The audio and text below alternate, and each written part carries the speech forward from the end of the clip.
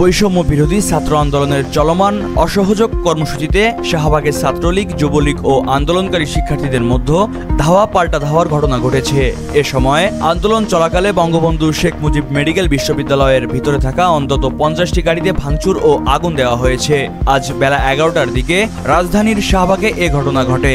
এ সময় বিশ্ববিদ্যালয়ের ভিতরে থাকা অ্যাম্বুলেন্স, প্রাইভেট কার, মোটরসাইকেল সহ অন্তত 50টি গাড়িতে ভাঙচুর করতে দেখা যায়। তবে ভাঙচুর, অগ্নিসংযোগে জড়িতদের পরিচয় শনাক্ত করা যায়নি। সকালে শাহবাগে শিক্ষার্থীরা এলে সেখানে ছাত্রলীগ, যুবলীগের নেতা কর্মীরা প্রথমে ধাওয়া দেওয়ার চেষ্টা করে। পরে শিক্ষার্থীরা তাদের পাল্টা ধাওয়া দিলে তারা বঙ্গবন্ধু শেখ মুজিব মেডিকেল বিশ্ববিদ্যালয়ের মধ্যে ঢুকে অন্য দিক দিয়ে বেরিয়ে যায়। বর্তমানে শিক্ষার্থীরা শাহবাগে অবস্থান করছেন। শাহবাগ মোড়ে অবস্থান নিলে ওই এলাকার সড়কে যানবাহন চলা বন্ধ হয়ে যায়। এ ঘটনায় আইন শৃঙ্খলা বাহিনী শূন্য শাহবাগের বিএসএমএমইউ এর ভিতরে সরকার দলীয় নেতাকর্মীরা বহুতল ভবনের ছাদে আশ্রয় নেন। অন্যদিকে শাহবাগ ও সংলগ্ন এলাকার নিরাপত্তা নিশ্চিতে আইন শৃঙ্খলা বাহিনীর কোনো সদস্যকে সেখানে দেখা যায়নি।